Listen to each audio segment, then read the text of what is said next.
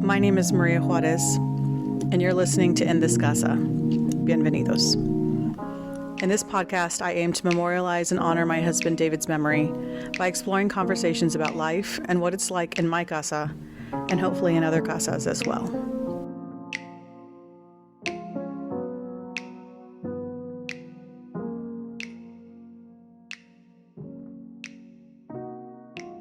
Welcome back to In This Casa, and thank you for joining me.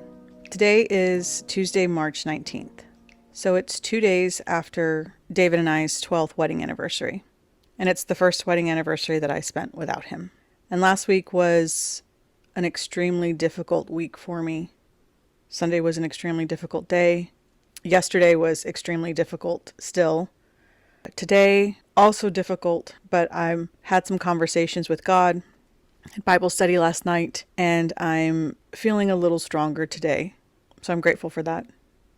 I thought I'd take this opportunity to talk about the 2 holidays that have happened this year so far that I hadn't really discussed on the podcast yet. And this episode was actually not supposed to be me talking about my anniversary or Valentine's Day or the other things that I want to kind of talk about today. This episode was supposed to be an episode where I talked about David's final arrangements and introduced you to my mom. And actually, that episode was supposed to go live the day before our wedding anniversary. And transparently, I didn't post it because, honestly, I recorded it with my mom and then I was struggling with the audio. So there was an issue with the recording and the audio that I just couldn't seem to get figured out. And it got late while I was working on it, and I just got tired and it got frustrating, and I thought, okay, I'll do it the next day, and I didn't do it the next day. And now looking back on it, maybe it just wasn't meant for me to post anything last weekend. I was telling Mia about it because Mia and I had dinner Sunday night, the night of David and I's anniversary.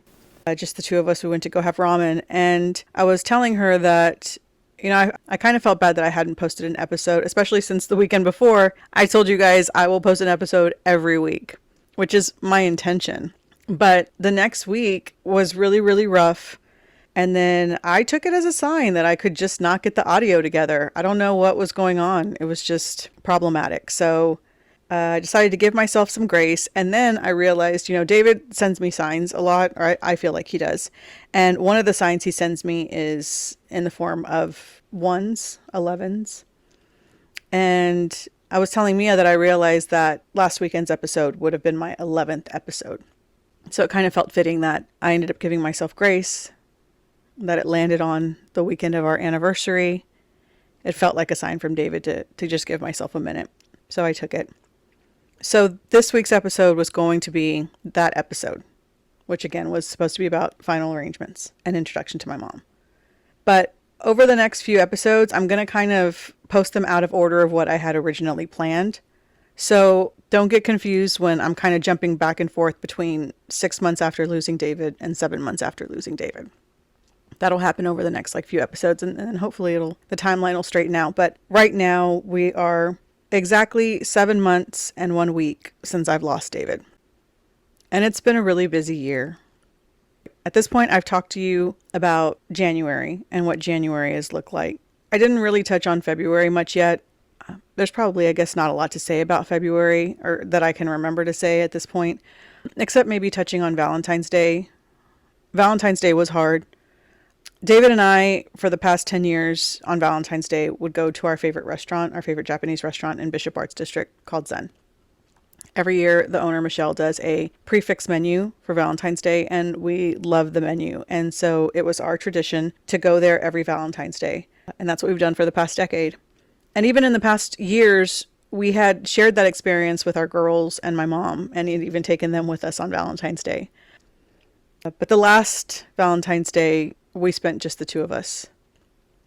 This Valentine's Day, leading up to it, I obviously didn't think I was going to be going to Zen because I was just dreading spending the day without my husband and having to avoid that ritual that him and I have.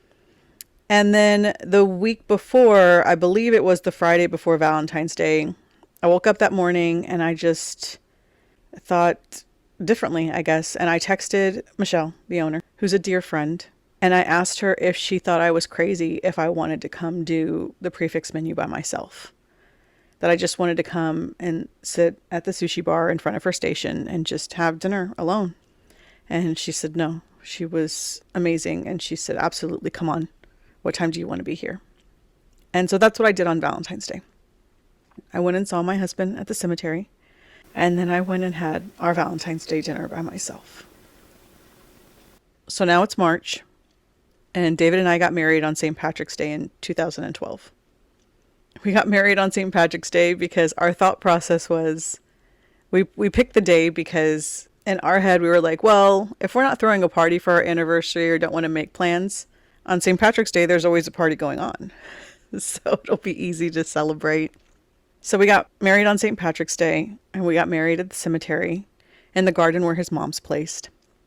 And every year we had dinner. We celebrated. We went out to dinner every year. And this year, my intention was to just spend the day at the cemetery with my husband. And that's what I did.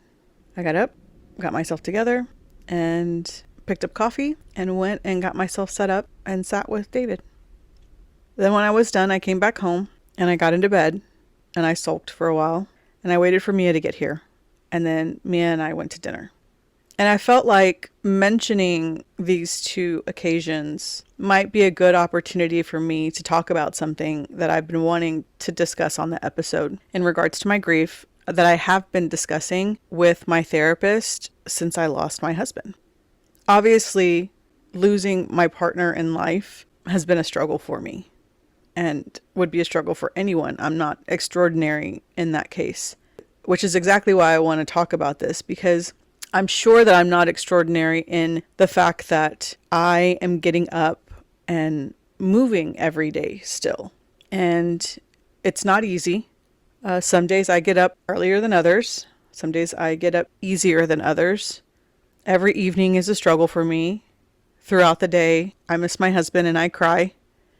But I continue on with my day and I keep trying to do my best to move forward. Am I executing that to my standards that I upheld myself to previously to losing my husband? Absolutely not. 100% not. And I'm trying to give myself grace for that and understand that me not showing up at 100% isn't a flaw or isn't something to beat myself up about. I am in the grief process.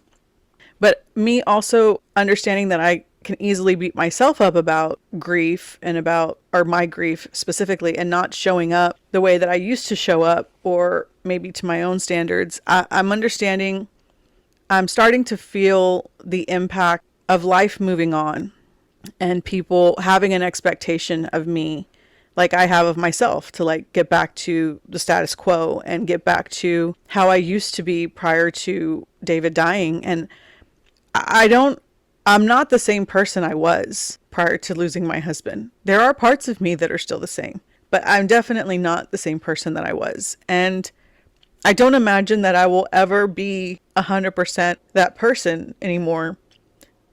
My husband took the part of me that belonged to my husband, he took with him when he left. And David was my life. He was my purpose partner. He was my happiness, and all of my joy was wrapped up in him. And I very much feel like he took it with him. But one thing I'm good at doing is just getting up and going through the motions. So I do that. And I think because I do that, it may appear that I'm getting better or doing well, and I don't feel that way. So that was something that I talked about with my therapist. It's hard enough to have my own expectations of myself and how I am performing in everyday life, but it's difficult then to also deal with the expectations of others. You know, I know that my family and my friends don't mean it they mean it in the best way possible. They love me. They're trying to figure out how to respond to me in my grief, how to help me, how to support me, how to love me, how to deal with their own grief, how to deal with our new normal, how to deal with the new normal of the person that I am now without my husband. So I understand it's an adjustment for everybody, and they're doing the best that they can. And none of us know the right thing to do or the right thing to say. But sometimes I do get overwhelmed with what feels like other people's expectation for me to return to who I was and just get back to normal. Because my life isn't normal anymore. To me, there's no normality to what I'm currently living without my husband. So it was something I mentioned to my therapist, and I asked for advice on how to handle dealing with that expectation from my family and friends, whether they realize that they are imposing that expectation on me or not. Like I said, I don't blame them. I understand this is a difficult situation for everybody, but I do feel that expectation being imposed on me, and I wanted to have advice on a healthy way to respond to them so that we can get through and grow through these emotions in this situation together without me just being upset and snapping and me saying the wrong things and them saying the wrong things, and it just, make it complicating the situation. So months ago, when I originally asked her this question, her advice to me was that she had read a book that was written by C.S. Lewis, and it was the final book that he had written, and it was called A Grief Understood, I believe. I haven't read the book yet, but it is my intention to read it. And in the book, from my understanding, he married at a later age, and then his wife dies. And the book is written about his journey through life and love and grief. And in the book, she said that he gives an analogy about people who are grieving and getting better. And I'm probably going to butcher this because, again, I haven't read the book. But what she explained to me is that there's an analogy that to give people to help understand where you are in the getting better of a grief process by explaining it as like a medical condition.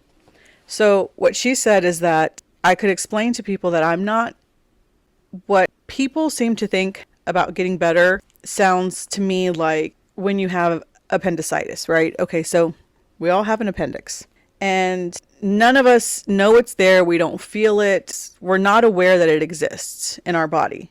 It's just not something that we have the ability to acknowledge or control, right? So we don't know. I mean, it's there. We don't know it's there. We don't feel it. It's just there.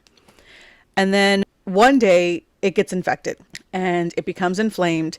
And then you have an appendix and there's a problem. So you go to the hospital and you have to have surgery.